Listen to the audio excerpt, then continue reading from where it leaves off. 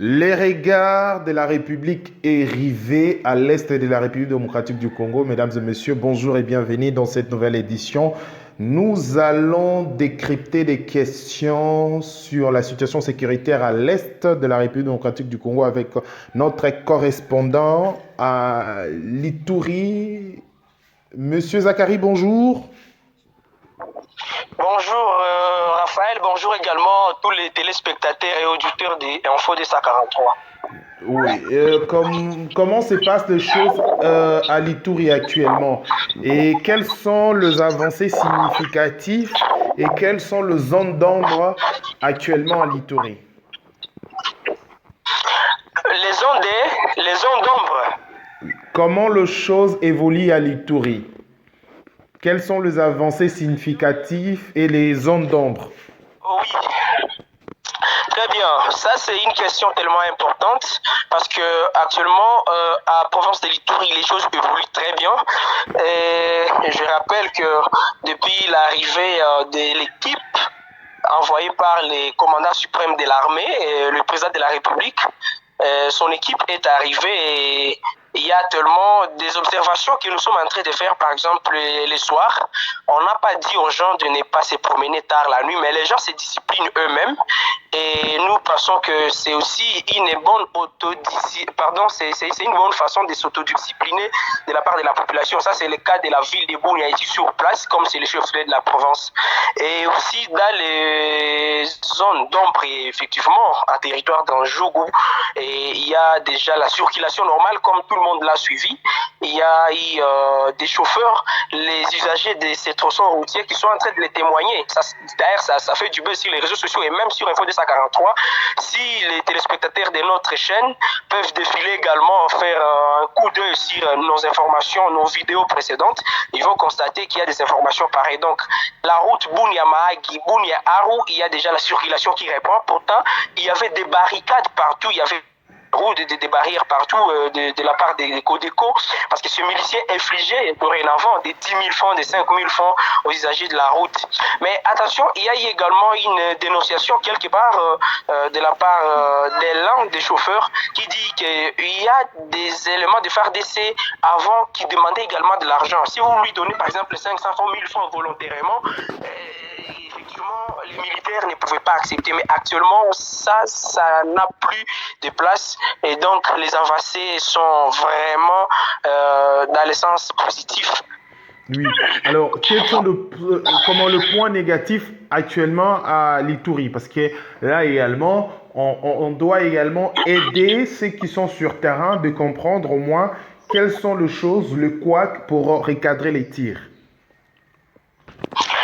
Eh bien, c'est la même chose. Hein. Là, je reviens toujours sur ce que certains leaders communautaires, leaders religieux étaient en train de dire.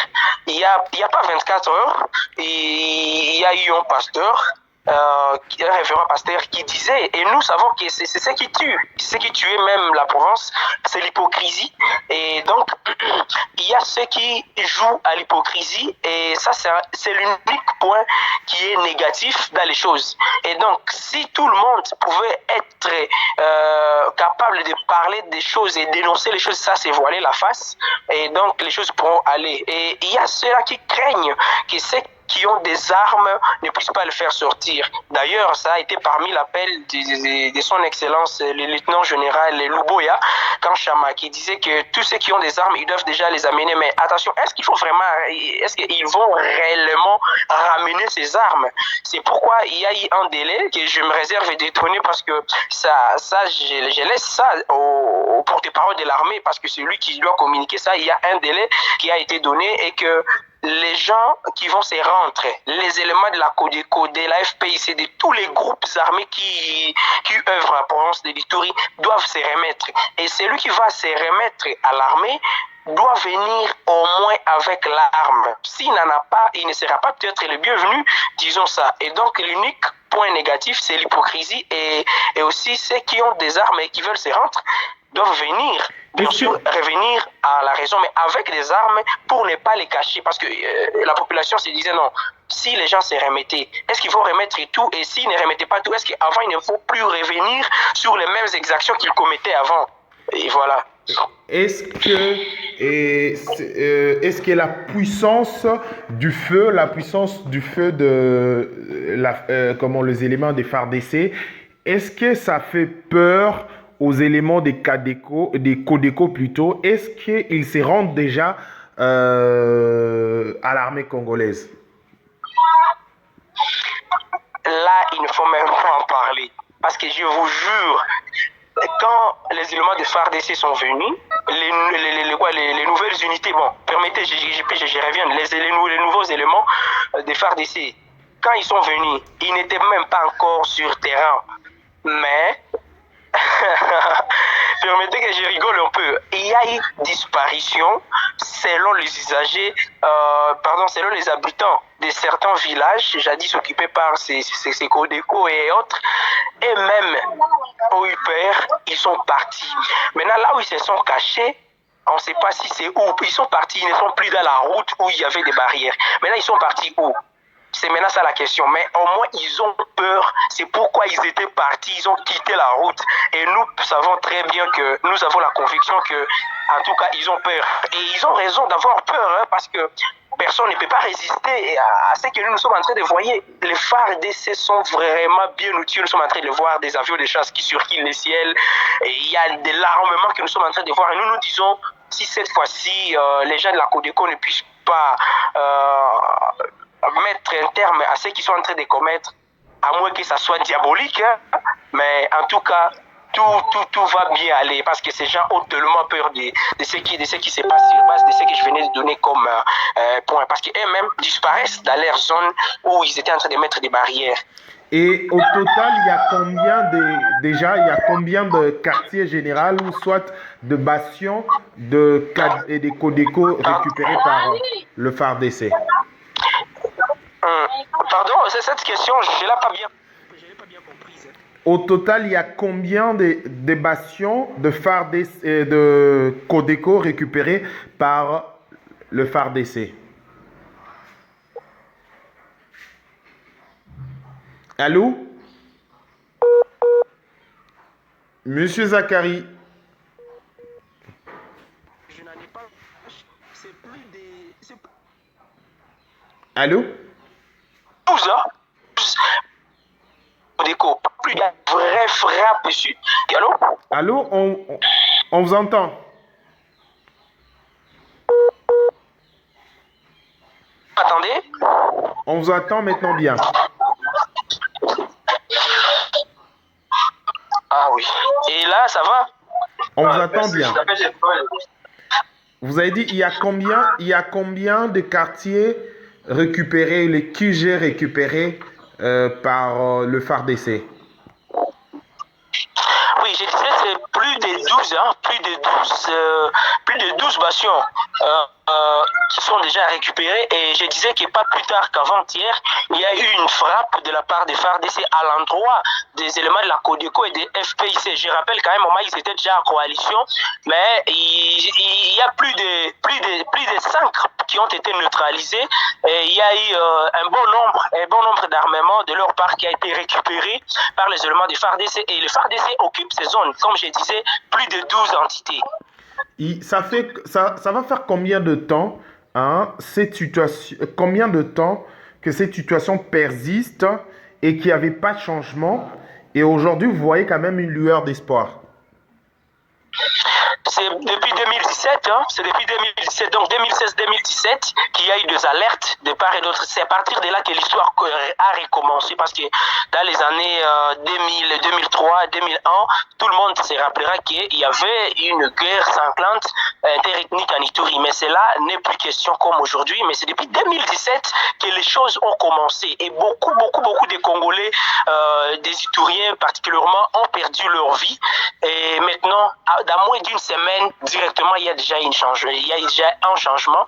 C'est depuis les 6 mai que l'équipe, l'état de siège a été décrété. Et le nouveau gouverneur militaire en Ituri est venu 2 jours plus tard, et dès leur arrivée, dans moins d'une semaine, déjà les changements commencent déjà à s'observer, et il y a déjà la lueur d'espoir de la part de la population. Alors, c'est une réalité pour certains. Ils disent que les habitants de l'Ituri, Beni, Mahagi et les restes, ils n'ont pas confiance, ils n'avaient pas confiance plutôt aux éléments des FARDC et autres. Est-ce qu'aujourd'hui, ils ont regagné cette confiance? Est-ce qu'ils font maintenant aujourd'hui confiance aux FARDC pour la collaboration?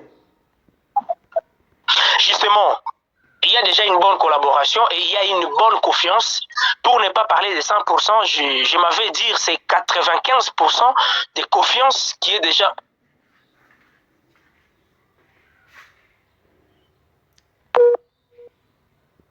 Allô?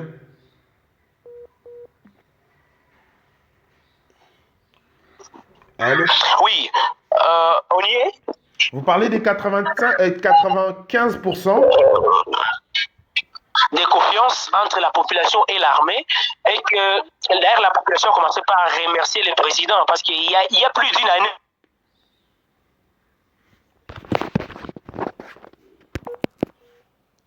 année. Allô? De 95% de confiance entre la population et l'armée. Oui. Aujourd'hui, vous, en tant que journaliste observateur, Oui. avec cette pression, si l'armée congolaise maintient la pression, en un mois, est-ce qu'on peut parler de la disparition totale des Codeco et de groupes armés, ou soit des rebelles? Oui, un mois d'ailleurs, c'est beaucoup. Avec ce que moi, personnellement, je suis en train de voir, vous avez bien dit en tant qu'observateur. Dans un mois, moi je me dirais, dans 2 semaines, il y aura déjà une disparition totale.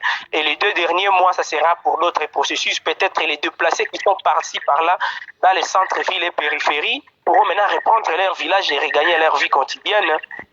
Est-ce qu'ils reviennent déjà progressivement? Est-ce qu'il y a certains déjà qui reviennent déjà dans dans leur village? Ils se disent que ça va, on peut revenir et faire nos activités commerciales et autres. Est-ce qu'il y a cette reprise d'activité? Bon, ça, en tout cas, non. Pourquoi? Parce que les déplacés, ceux qui sont venus des villages où il y avait des combats, là où il y avait des affrontements, ont d'abord les traumatismes quelque part. Pour qu'ils regagnent, il faudrait qu'ils soient tellement convaincus qu'on leur dise que non, c'est la fin des guerres. Et la fin des guerres, une fois ça sera maintenant déclaré, c'est là alors qu'ils pourront maintenant avoir confiance de leur milliers et qu'il n'y a plus personne qui viendra leur déranger d'une manière ou d'une autre. Est-ce qu'il y a, depuis le début d'activité, c'est-à-dire depuis le 6 mai, est-ce qu'il y a une déclaration au moins des milices, des groupes armés, des Codeco? Est-ce qu'ils ont déjà fait une déclaration?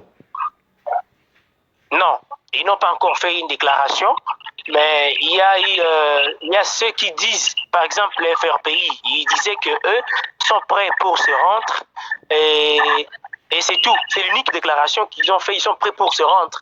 Mais il n'y a pas eu de conditions mentionnées. Mais nous pensons qu'eux peut-être pourront se référer à l'accord qui a été signé le 18, si je me rappelle, le 28, si pas le 18 février 2019. Et c'est quoi l'accord? L'accord parle de quoi?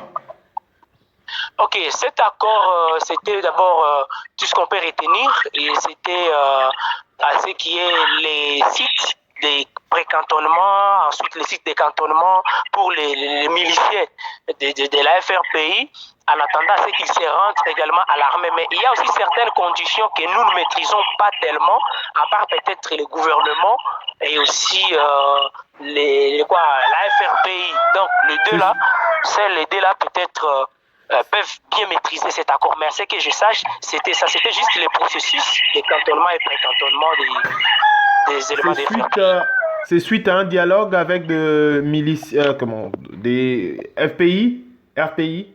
Oui. C'est un attendement entre FRPI et FARDC.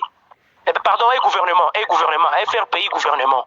Et jusqu'à présent, le groupe de Codeco n'ont pas encore négocié avec le gouvernement, c'est ça? Non, tout était déjà fait.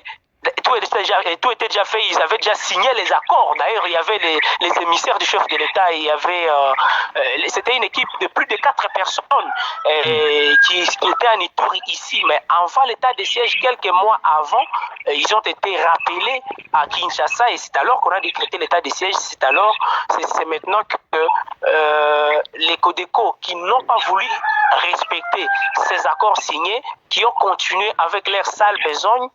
Et donc, le FARDC continue maintenant à leur frapper parce que ils commencent même à venir jusque dans la ville de Bunia.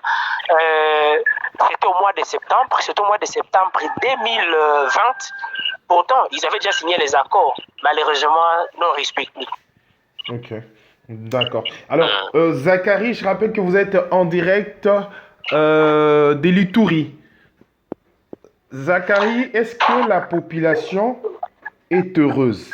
La population de l'Ituri est heureuse? Oui, sans se voiler la face, la population de l'Ituri est vraiment heureuse. Vous êtes dans cette partie est, mais à Beni, apparemment, il n'y a pas trop d'activité. Est-ce que vous sentez aussi, est-ce que vous avez des échos de l'autre partie de la République? De la ville de Beni, dans la province du Nord Kivu. Oui.